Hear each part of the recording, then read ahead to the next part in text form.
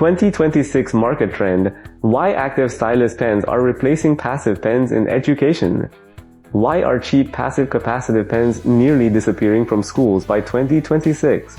If you're still using those pens with a plastic disc or thick rubber tips, listen up. You're not saving money, you're sacrificing learning efficiency. First, let's talk precision.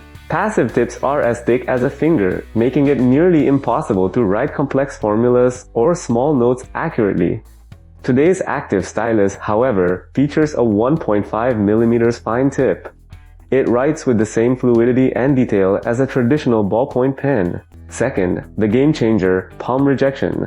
This is the biggest difference. With old passive pen, you have to hover your hand awkwardly above the screen to avoid ghost touches. The 2026 standard is simple. Rest your palm naturally on the glass, just like paper. The system recognizes only the pen, making long study sessions fatigue-free. Third, advanced integration. Digital classrooms in 2026 demand more than just clicking.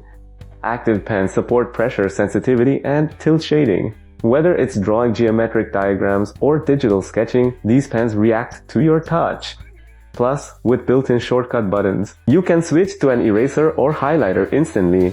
Passive pens are just for tapping, but active styluses are for creating. As educational technology evolves, don't let outdated tools hold students back.